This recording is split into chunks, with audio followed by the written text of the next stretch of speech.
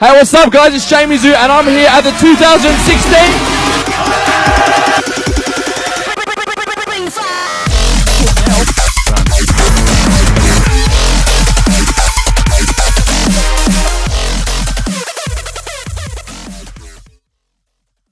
Hi guys, what's going on? Dave Lee here, and I'm here with Facebook celebrity, social media sensation. He has over 1.3 million followers on Facebook and over 200k followers on Instagram. 210 followers on Instagram. Jamie Zoo! Hi guys. It's getting a little bit awkward, but just tell us a little bit about yourself. Okay, so basically I am a 23-year-old social media entertainer from Sydney, Australia. I started making videos in late 2014, only on YouTube, but then I started making videos on Facebook exactly 1 year ago actually, and that brings me here today, I guess. Okay, so today we're going to teach you guys how to build a social media following, just like Jamie. We're going to pick his brain and try to get as much information as we can. Let's start off with, what's the difference between Facebook pages and YouTube? Okay, so they're very different platforms. So YouTube is specifically designed for video content only. You don't really go onto YouTube to talk to your friends because only videos are on YouTube. Whereas Facebook, it's more designed for social networking. So it's more designed for you checking up on your friends, talking to people, that sort of thing, stalking hot girls that you don't know, like Instagram a little bit, and yeah, that sort of thing. So it's more a socially based platform. So as you can tell, the video content is very different on each platform. So why do people go to Facebook pages? Do they do that just to build an audience on YouTube? Because people want to make money at the end of the day? Mm-hmm. So I guess on YouTube you have to realize that it's been around for a long time in terms of generating careers for people just by making videos. So YouTube's been around for a while, and basically, yeah, a lot of people have been making successful careers just from video content creation. But on Facebook, it's kind of a new thing. So Facebook's actually only recently transitioned to a platform which actually prioritizes video content these days. So basically, the primary objective of Facebook when it was established was to, just have it as a social networking platform where you talk to your friends, you see what your friends are up to and that sort of thing. However, since YouTube's kind of just taking off and, really making video content, put out there and stuff and inspiring others to do it, Facebook has started to, try and compete with YouTube. So in terms of people actually making a Facebook page, it's for a few reasons. The first one is to get exposure for the business. So obviously, the bigger platform, the bigger database you have, the more likelihood someone is going to, see your stuff, and that small percentage of people, might be interested in what you're selling or what you're promoting. So yeah, they're very different platforms, I guess. Yeah, you touched on a few different things there. Okay, so let's just go into why you chose the niche of pranks, and explain us why you chose pranks and the psychology behind a viral prank. So I only chose pranks because I started making videos because I was inspired by some people that I saw online making pranks. And the reason being is that I looked at these people and I was like, wow, these people are doing things on camera, making a living out of it from stuff that I do in everyday life with my friends. So it wasn't really like a calculated decision. It was more based on the fact that I'm kind of like how I am in everyday life, if that makes sense. So in terms of pranks, luckily enough for me, pranks are definitely one of the most successful styles of content on the internet, just because it's quite unusual, but it's also relatable to the fact that, a prank is usually done in public or to a person such as a friend or a family member where people can always relate to. And so it's kind of like a niche where people can relate to it, and they kind of just, it's very kind of attention catching, if you want to call it that. What was the next question? I forgot. Who are your idols? You just touched on something there. Who are your idols? Who made you want to do this? I'll be honest with you, like I didn't know anything about video content creation at all. I didn't even know people could make a living off making videos. But I was inspired by the Janoskians and Adrian Van Ooyen back in like 2014.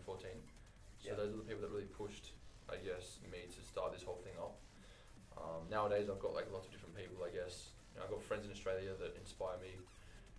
I got but people over in the US and the UK that I've spoken to a few times, and it's funny because now I guess I'm able to actually make videos with these people I used to look up to, so it's pretty cool.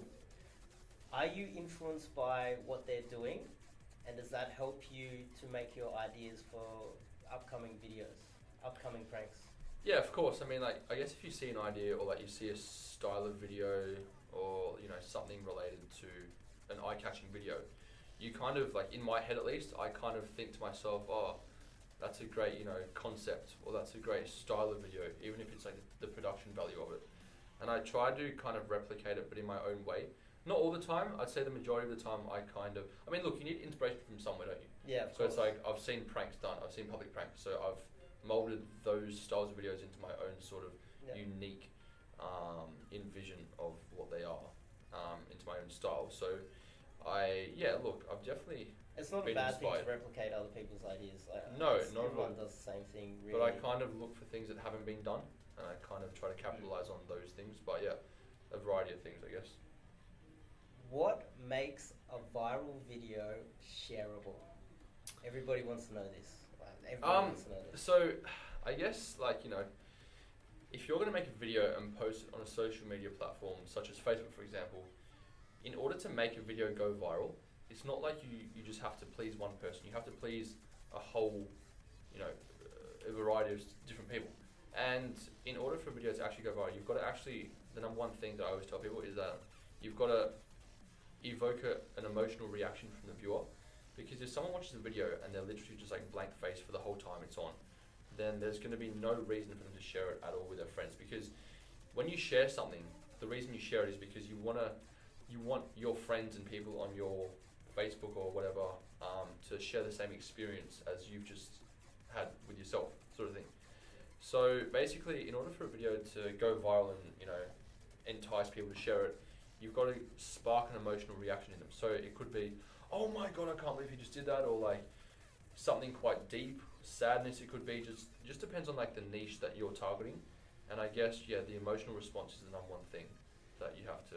Not long ago, think about. not many people know this, but I've known you for a couple of years now, Yes. and we went out and made In a straight way, but a gay straight way, in a straight sort of way, without being gay. Yeah. We recently went out and a video went viral, 40 million views, right?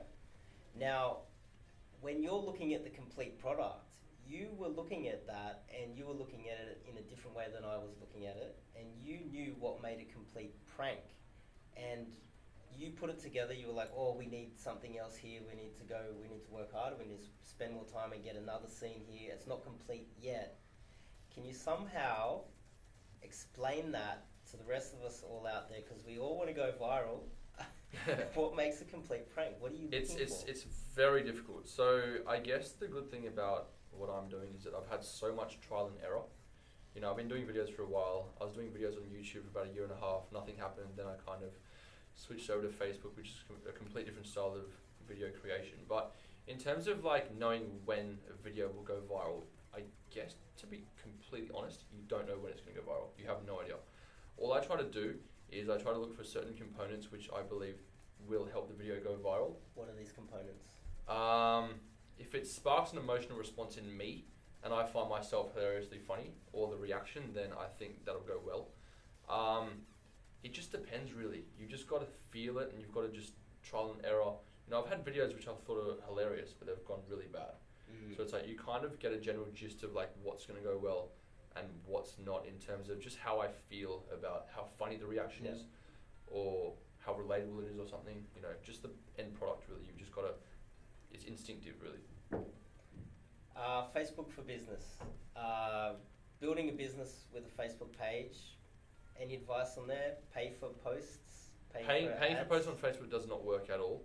I used to try it in the very beginning stages, but it just doesn't work. I don't recommend it, because like you pay $10 for like 1,000 reach, where 1,000 reach is it's nothing.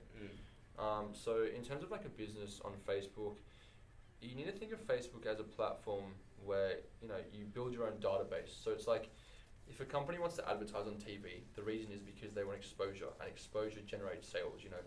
For example, the ratio for people to subscribe to your channel in comparison to views is very little. It's about a 1% turnover ratio. So it's like, if you get 100 views on a video, you'll be lucky if one person subscribes. So it's, if you put that into the context of money, where people are less willing to actually take money out of their pockets and spend on certain things, that becomes an even less ratio. So when you've got a bigger following, a bigger platform, that, you know, increases your chances of, yeah, even though it's a very minimal percentage that will actually, you know, buy a product or even take interest, the larger the following, the more chance you have of more people actually being enticed to purchase what you're selling. So if you have a business or you have a Facebook page, I know I'm just going to spruik myself, then you should be hiring an entertainer. Yeah, so it does help. Hiring an entertainer with a massive following and looking at the analytics where their following is and seeing if it's compatible. Well, that's it. Like, Facebook's all about relatability. So it's like, if you go on Facebook, you have to remember that people are there really just to, you know, socialize. So if you're going to make a video, you've got to make it extremely relatable, extremely straight to the point. You've got to literally engage the viewer within the first 5 seconds, because if you go onto the actual platform itself and you watch even a full-size video on a desktop computer, you'll see in the background there's still distractions.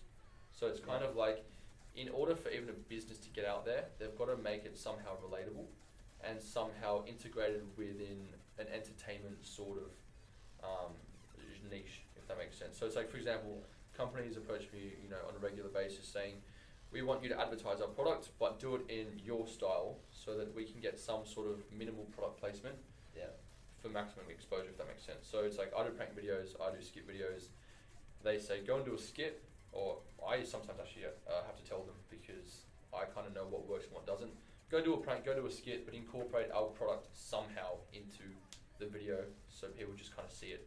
And that's all you can ask for, because then it's their job, if people click, to sell what they're selling. And if they don't sell, then it's kind of not the influencer's problem, it's kind of the business which needs to think about how they're selling the product. So, but it is very, very, very useful. So yeah. So we've covered the pranks, we've covered the business side of things. What do you recommend for an up-and-coming entertainer? Where should they put most of their energy right now? I guess if you're gonna try and, you know, make social media into a career like I have, you've got to really, like, first of all take into account that social media is something where it's going to be seen by everyone. So for example, like, if you're kind of, let's just say for example, a dentist, right? You don't have to tell everyone about it. You don't have to tell your friends, your family, no one. You can do it in secret. But if you're going to start social media, you've got to be prepared to, you know, the whole world's going to know about it. Your old school friends are going to know about it. People you used to know, you know, when you were like growing up, they're all going to know about it. And you've got to be that kind of resilient to take into account that, okay, this is what I do, this is what I enjoy doing. No matter what anyone says about what I'm doing, I'm going to keep doing it, because you've got to do it for the right reasons, you know. So you've got to be resilient, and I guess it's all about trial and error. You've got to just keep trying things until one sort of pops, one works, and you kind of just find your way into things. Like, I always get asked the question, like, you know, what do I do? How do I start? But it's always like, I always say to people, I never knew. You know, you just have to trust the journey, and you have to just really trust instinctively in what you're doing, and just keep doing it. You know, it took me a while to get to this point, but I just knew within myself that it was something that I wanted to do, and I trusted that whatever happened for a reason. If I failed, I'd learn from the failure. If I had success, I would learn from that as well. So it's all about resilience, I would say, and just not knowing where it's going to take you, but just trusting that it will lead you into the place that you want to go. Just keep innovating in a way, being resourceful, finding where the audience is, and trying to find and just trusting the journey. That's it. You just got to trust. So, what does the future hold for Jamie Zhu? I don't really know, to be honest. As I said to you just then, like, I'm just trusting the journey, and the journey's led me to this stage, which is amazing. You know, I now am lucky enough to call what I do as a full-time career, so that's great. I do want to get into music eventually as well. Maybe some acting, definitely like some presenting on maybe TV and that sort of thing.